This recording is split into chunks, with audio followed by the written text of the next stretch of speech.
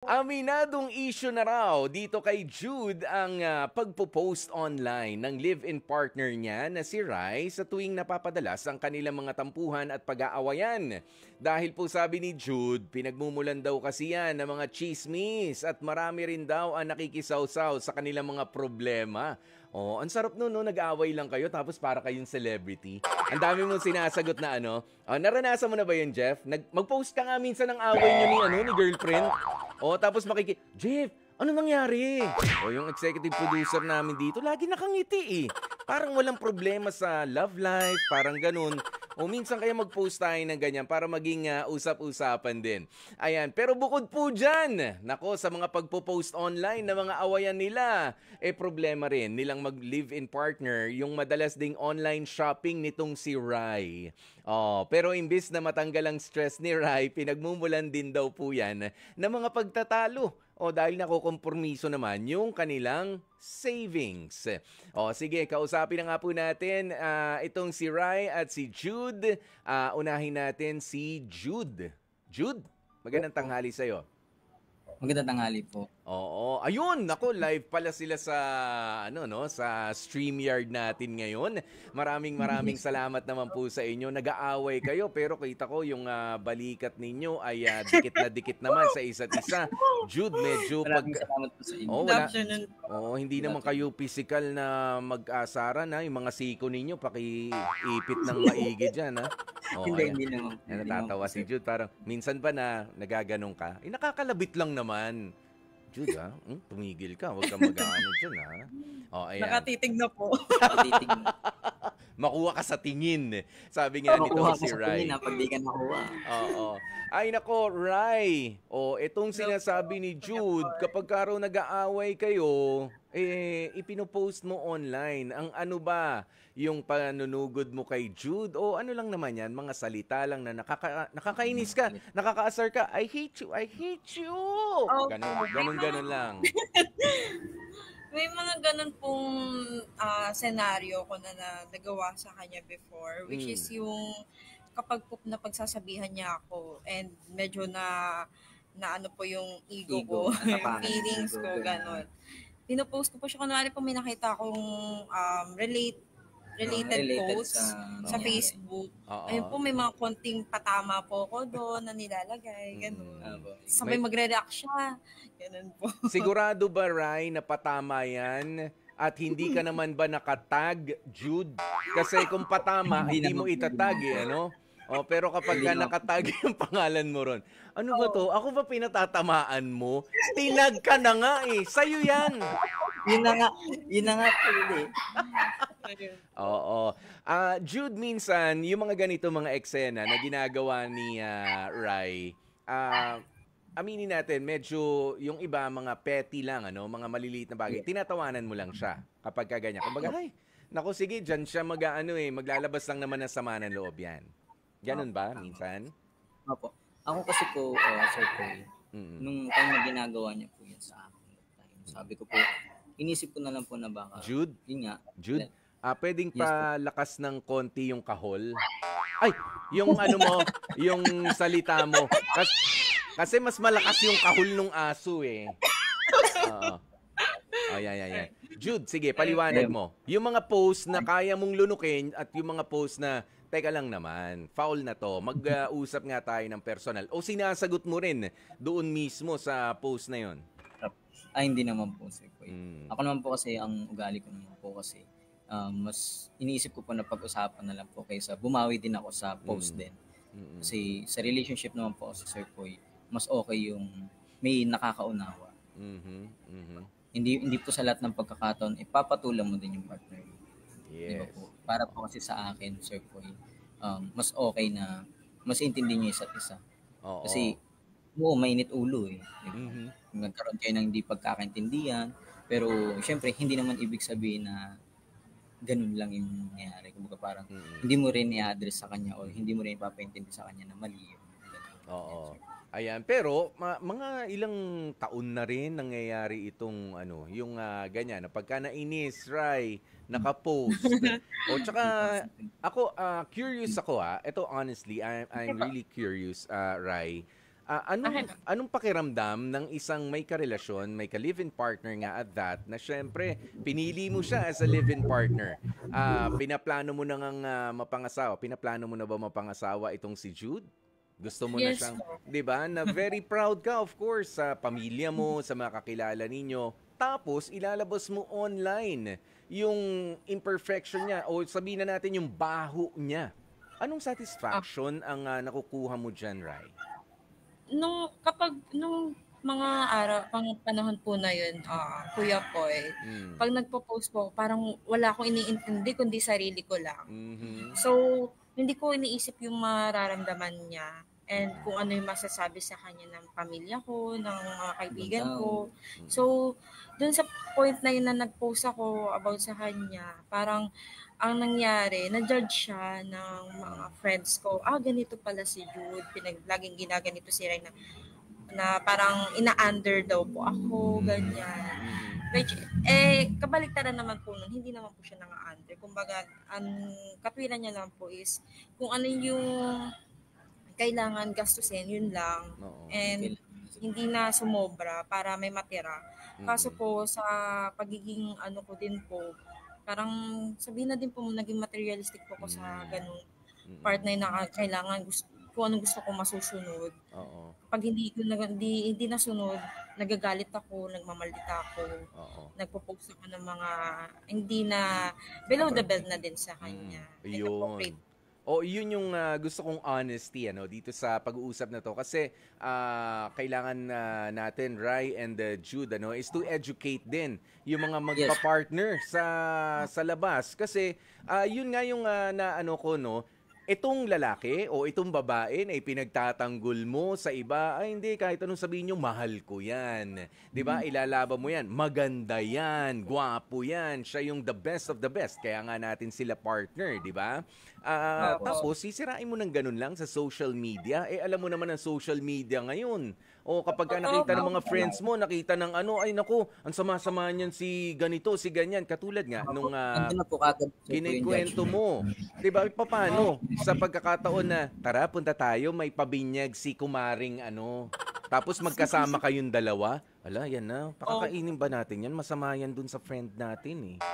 'Di ba yung hindi niyo ba naiisip 'yon after posting na baka may ganung impression yung ibang tao? Well, OA man 'yon pero may ganung impression na naku, hindi maganda ugali niyan. Halimbawa si Jude, o sabi mo ina-under niya si Rai, kawawa naman si Rai. Hmm. Ano po yun, Kuya Poy, after nun, may mga ibang judgment pa pong Mm. nangyari. So, Yan. parang sinabihan na, pera naman yan ni Rai, bakit niya papakialaman, hindi pa naman sila mag-asawa, Oo. ganyan. Yung mga ganun. Iba't ibang komento po talaga na Correct. talagang nakakadurog din ng puso. Sa Mm. akin at the same time sa kanya kasi siya yung nagja-judge. Mm. And ako kasi bilang babae, syempre parang masuunawain nila kasi nga, babae yan eh, ganyan. Maraming mga pangangailangan yan sa buhay. Wow. Oo, may mga gano'n, 'di ba? Oo, kasi Oh! tsaka Mga ganun tsaka, Oo. tsaka Rai, siya yung nag-post ibig sabihin siya na yung hindi makatiis, siya yung kawawa. Alam mo naman dito sa Pilipinas, nag-post na kinawawa, kawawa naman siya. Pero si Jude ba, paring Jude, ikaw ba ni minsan nagawa mo rin na mag-post ng ganitong klase? At least kay Rai na ang sama ng loob ko sa'yo, ganito ganyan, sana tumigil ka na, ingay mo. Kasi may nakikita ako sa ibang mga post na parang, alam mo yung parang personal dapat pinag-uusapan yung ganito, naka-all Opo, caps may pa. galing. So, Tapos sabi ko, ano ba to, na maling i-post o dapat private message? Tapos meron pang murahan, meron pang, di ba may mga ganun nangyayari? Ikaw ba, Jude, minsan natukso ka na mag-post ng ganito o nagawa mo one time, twice? actually po, ano po, nagawa ko po siya one time, pero hindi po yung mura or what Mm. na masakit patungo sa kanya. Ang naipost ko lang po ato kung di ako nagkakamali yung about sa bakit lagi na lang ganun, Mm. bakit hindi natin magawang pag-usapan to, ay wait, ganito, ganyan. Yun po Mm. yung sa akin. So, po, tapos nag-my day po ata ako nun na bakit parang hindi na ata tama, ganun. Parang ang hirap ng sitwasyon, ganun. Yun po yung mga inaano. Kumusta naman yung mga comments na natanggap mo noon kay Rai? Parehas ba siya? Kasi nga, kumbaga, naipost ka na naipost noon ni Rai, so meron ng personal bias sa'yo yung iba na, ikaw naman tong Ayan, kumusta yung mga komento? Meron ba nagsabi na, deserve? Yan, yung mga ganyan. Kasi ano ka? Di ba may mga ganyan eh? Opo, Sir Koy. Actually po, meron po may mga nag-comment po ng gano'n na bakit laging ganyan yung ginagawa mo, ganito, ganyan. Na hindi ko naman po talaga alam bakit ganun yung naging komento nila sa akin. Hindi naman po nila alam kung ano yung nangyari. Yan. Oo. So sa ngayon ba, nagpapatuloy pa itong practice ninyong post dito kapag ka nagtampo kay Jude, Rai? Tuloy ka pa rin sa ganyan? Hindi na po, Kuya Paul. Wala na po ako dun sa place na yun na pag nagtampo ko, ipopost ko siya. Pag naggalit ako, ipopost ko siya. Wala na po, Kuya Paul. Kundi ang ginagawa ko na lang, yung nangyari po na yun, na napag-usapan po namin privately. Nagkaroon po kami talaga ng open sa isa't isa. Karoon kami ng mas matibay na communication po. And trust as well. Yes. So, natingin po yun, Kuya Koy. And hindi na po siya nakuulit.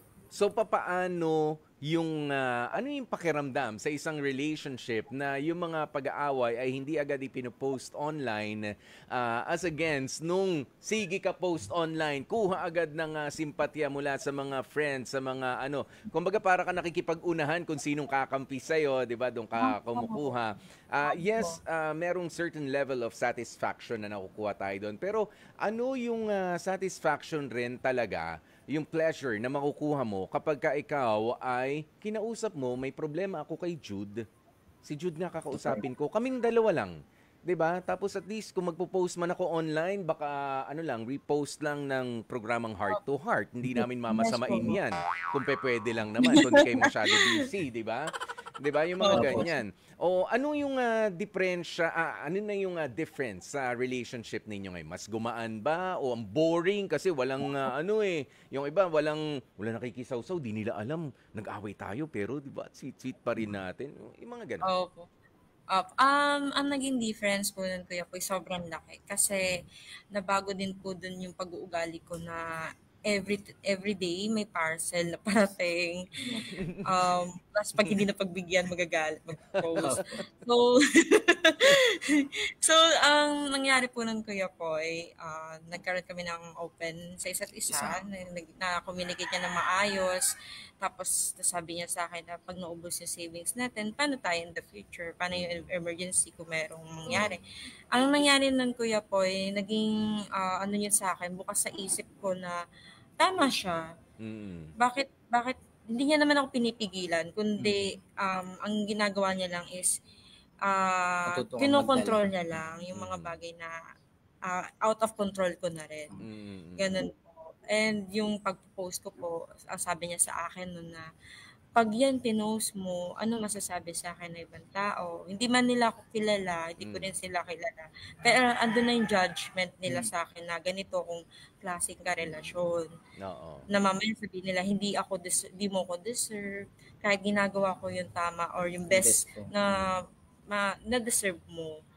So yun po, ang ginawa ko po, tinigil ko po yun, nag-social media detox po ko. Ayun po, tas ang ginawa niya po para ma-lessen yung stress ko or kung ano man yung kinaka-overthink ko, dinedate niya na lang po ako tuwing weekend. Doon lang din po sa mga murang bilihin na hindi naman po hindi kami masyasure. Kumbaga practical o kaysa mag-order ka, halika lumabas tayo, tingin-tingin sa lugar, makita mo ang mga ng aktual bago natin bilhin kung kailangan nga bang bilhin. I mean, 'di ba? Kumbaga social media detox ka rin pala. Alam mo tama 'yan lalo na doon sa mga nai-stress na, doon sa mga lagi na naghihintay ng anong tawag nyo rito? Nung approval ng mga social media, followers, mga friends. And I can just imagine, Rai, kung ilan na nagsabi sa'yo na hiwalayan mo na si Jude. Marami na, no? Sa 10, meron ba mga 15? Nang dahil sa mga pinagpo-post mo noon? Actually, mga close friend ko pa po You yun see? nung high Diba? school na hindi naman nila na-met si Jude talagang personal, hindi nila na-met si O, Jude. di ba kawawa? So, opo, sobrang kawawa po. And yun din po, may nag-i-screenshot din ng mga post ko. Nagiging usapin Nagiging siya usapin sa GC ng ng ibang tao. hindi namin alam. And ang nangyayari, kawawa siya. Kasi siya talaga po nagiging parang pulutan. Actually, kayong dalawa, magiging katatawanan nga, ano? Sabi ko nga, sa mga reunion, ganyan, away-away, pero dumating sa reunion, pormadong-pormado, todo alalay naman si lalaki na masama daw ugali. Ayan, hindi natin nilapitan, yun naman pala. Wala, masama lang. It's just a bad day for Rai nung nag-post siya noon. Pero it's not at all a bad relationship. 'Di ba? Tama. Kaya kailangan malaman natin yung control, Ryan, no, and Jude, Yes, sa pagpo-post, sa pagsa-share sa social media ng mga personal issues natin. If you're having a bad day, as much as possible, wag kang mag-post sa social media. 'Di ba? O kaya wag ka na munang sumilip diyan. Pero kung bad talaga yung relationship mo at sa tingin mo doon ka makakakuha ng tulong, ikinukulong ka na ng jowa mo, ayaw ka makalabas, hindi mo makausap yung mga magulang mo. Aba, iba na yun. Sige, kung may access ka sa social media, you broadcast. Oo, go ahead. Pero hanggat dahil sa, I hate you, tatampo ko, hindi mo binili yung ano ko, kakaasar ka. Yan, yung mga ganyan lang.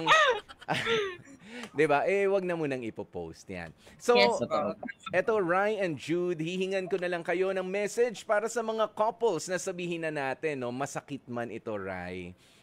Na nanggaling doon sa immature kind. Yan. Na phase o sa immature phase ng inyong relationship na konting kibot, ipinost na si jowa, nasira na siya sa iba. Pero look at you. Andyan pa rin, magkasama pa rin naman kayo. Nagkikiss pa nga kayo eh.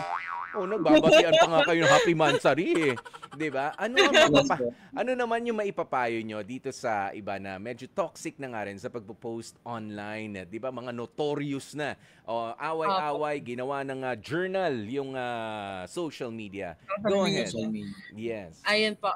Since we're together for almost 6 years na rin po, doon ko din na-realize na sa 6 years na hindi kailangan malaman ng iba kung ano yung nangyayari sa inyo.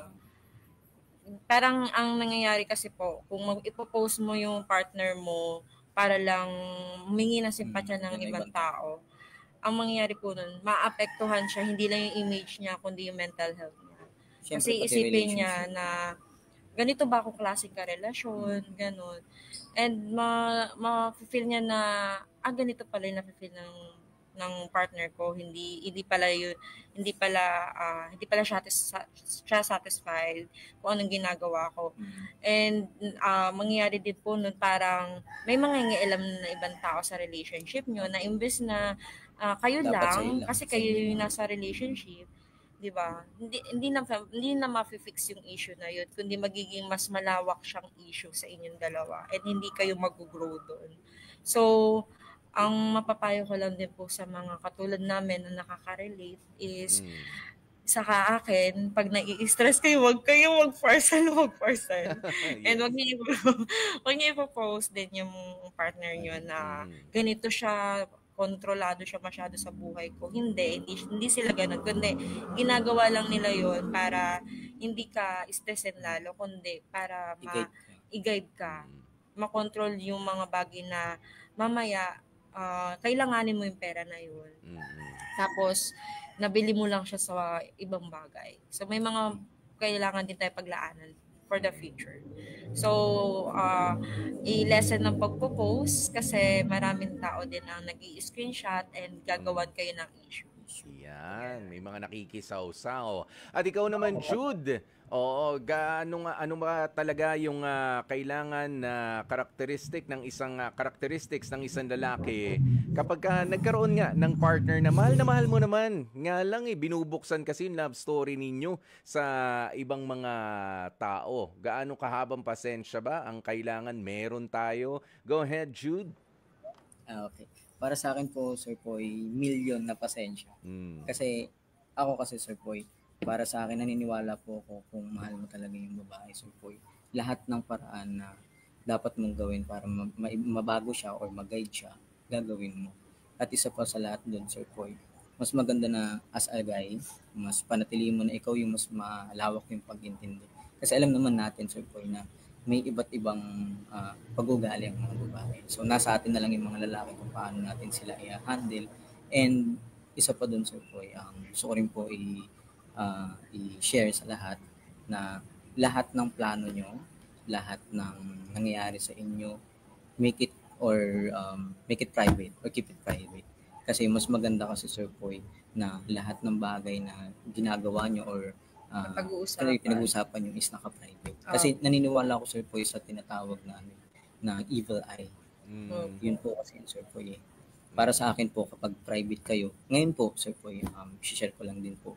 Ngayon po, napipil namin ngayon yung freedom, napipil namin yung luwag, sa pakiramdam, Sir Poy. Kasi na wala kaming intindihin na, ganito na pala yung nasasabi nila sa amin. Yes. Ganun. Oo. Yes po. Ayan, okay. Tsaka kung sakasakali na gusto nyong maging public figure kayo, mag-artista. O, di ba nga? Mag-artista. Actually, Sir Poy, mag-apply. Isa po kami sana nangangarap, Sir Poy, na O, di ba? makilala. Paano sa social media. Pero hindi para sa Ganong issue po. Yes. Gusto namin makilala na para maayos yung may guide din yung ibang relationship. Yes. Nakakaranas namin. Kasi naranasan na rin.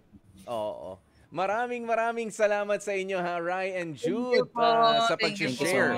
Diba? Sa pag-invite sa amin, Sir Poy. Oo, sa ganyan kasi mga pagpo-post.